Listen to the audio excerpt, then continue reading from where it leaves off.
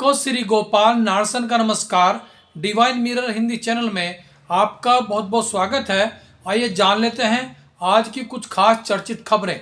Uttarakhand roadways की बस में एक यात्री के जूते गायब होने से बस के चालक व परिचालक परेशानी में फंस गए हैं। कुरुक्षेत्र निवासी यात्री अभिषेक की शिकायत पर रोडवेज के सहायक महाप्रबंधक ने चालक व परिचालक का जवाब तलब किया है, जिसके बाद विभागीय स्तर पर गायब जूते की तलाश कराई जा रही है। देवबंद क्षेत्र के गांव की महिला प्रधान का पति अपनी प्रधान पत्नी को धोखा दे दोस्तों के साथ दूसरी शादी करने ग्राम टांडा भनेड़ा पहुंचाई था कि प्रधान पत्नी को पता चल गया और वह मौके पर पहुंच गई, जिससे मौके पर हंगामा हो गया।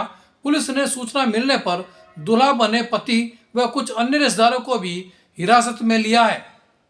मुंबई के निकट ठाणे में 8 करोड़ रुपए के नकली नोटों के साथ 2 लोगों को गिरफ्तार किया गया है। ये नोट इनोवा कार से तस्करी करके ले जाए जा रहे थे, लेकिन पुलिस ने तलाशी के दौरान कार में रखे 8 करोड़ रुपए के नकली नोट बरामद किए। इन नोटों को बाजार में चलाने की साजिश रची गई थी। टमाटर सेहत के लिए वरदान है। लाल टमाटर खाना फायदेमंद होता है। अमेरिका में टमाटर के सेवन को लेकर किए गए एक अध्ययन में पाया गया कि टमाटर खाने से आंतें स्वस्थ होती हैं और टमाटर शरीर में पानी की कमी को भी पूरा करते हैं। पति की तलाश में एक महिला कोलकाता से बिहार के गया में गुरुआ थाने पहुंच गई। महिला ने पुलिस से अपने पति को खोजकर लाने की गुहार लगाई है। उसके पति ने पहले महिला को प्रेम के झांसे में फंसाकर मंदिर में विवाह किया और फिर महिला के जेवरात व नकदी लेकर फरार हो गया। महिला स्वाति भट्टाचार्य पति की तलाश में दर दर भटक रही है। आईआईटी रुड़की में 1 करोड़ रुपए के गबन के मामले में क्लर्क राजेश कुमार को गिरफ्तार किया गया है। उक्त गबन के दूसरे आरोपी धीरज उपाध्याय की 26 अक्टूबर को गिरफ्तारी के बाद जेल में तबीयत बिगड़ने पर मौत हो गई थी। गबन की रकम आरोपियों द्वारा 13 निजी खातों में ट्रांसफर की गई, जिसके बाद मामले में मुकदमा दर्ज कराया गया था। हरिद्वार में कोतवाली के सामने भल्ला पार्क में लगी अमर शहीद जगदीप शाह वत्स की प्रतिमा व स्वतंत्र सेनानी स्मारक स्तंभ को 3 तरफ से अतिक्रमणकारी दुकानदारों ने घेरा हुआ है, जिस कारण इस स्मारक की पवित्रता भी प्रभावित हो रही है। वहीं आम जन के लिए इस स्मारक के दरवाजे प्राय ताला लगा होने के कारण बंद रहते हैं, जिस कारण लोग शहीद प्रतिमा पर श्रद्धांजलि अर्पित करने से भी वंचित हैं।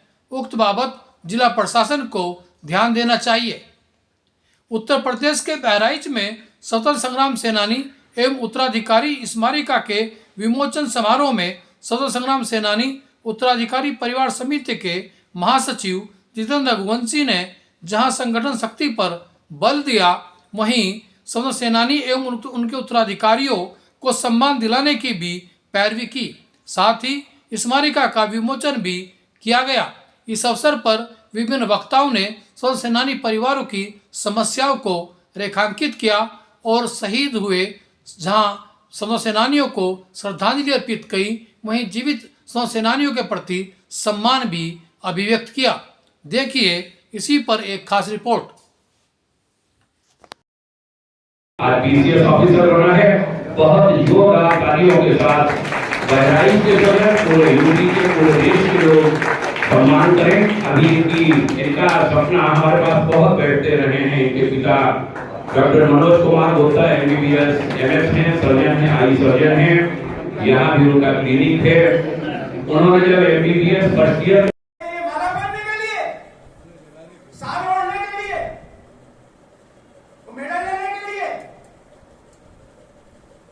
ये तो आप लोगों का प्यार है जो ये सब लुटा रहे हैं।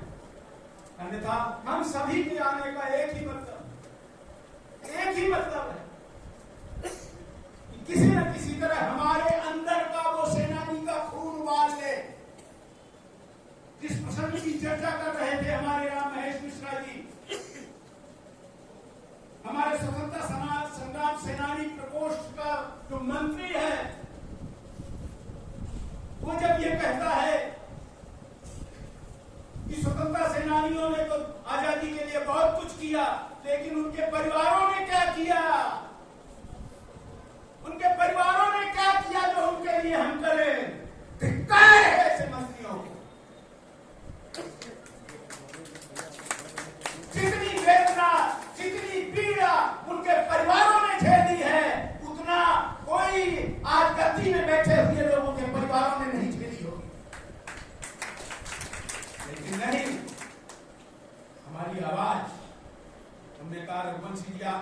हो गए? मैंने कहा नहीं, नाराज नहीं हुआ।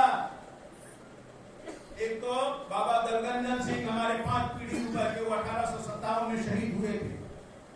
और इसके बाद मेरे पिताजी गांधी जी के साथ थे, हमारी माँ भी स्वतंत्रता संग्राम सेनानी थी, और उन दोनों का खून मेरे अंदर दौड़ रहा है, इसलिए खून उबाल ले रहा है। इतिहास के अंदर वास्तव में स्वतंत्रता संग्राम सेनानी का खून है, तो मैं आपको चुनौती देने आया। अपने उन पूर्वजों के खून को मत लगाइए, अपने उन पूर्वजों के खून को उबालिए और अपने अस्तित्व की रक्षा के लिए खड़े हो गए।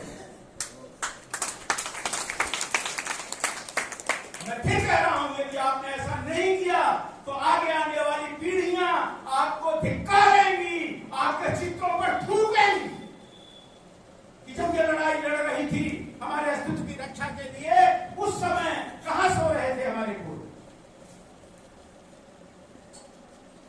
नहीं साहब, क्या करेंगे? अरे साहब वो तो ऐसा कह रहे थे, वैसा कह रहे थे, कहने दो। असली सेनानी का खून जब उबाल लेगा तो नकली सेनानी के खून वाले अपने आप ध्वस्त होते हुए चले जाएंगे।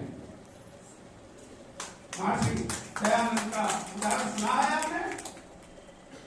महर्षि दयानंद के बहुत विरोध हुए, हमारे आग्रह को भी स्वीकार नहीं करते हैं। कल आपके सामने आए, इसके लिए वातावरण बनाने का हम शुरू कर, और इसके लिए हमें वही करना पड़ेगा जो फिर से कहता हूं महाराष्ट्र ने किया। महाराष्ट्र ने क्या किया? पूरे महाराष्ट्र के 1000 स्वतंत्रता सेनानी परिवार वहां आजाद मैदान में इकट्ठा हुए, और पानी बरस रहा है, छाता लगा लगा के अपनी पोटली खोल खोल के खाना खा रहे हैं। और क्या हुआ?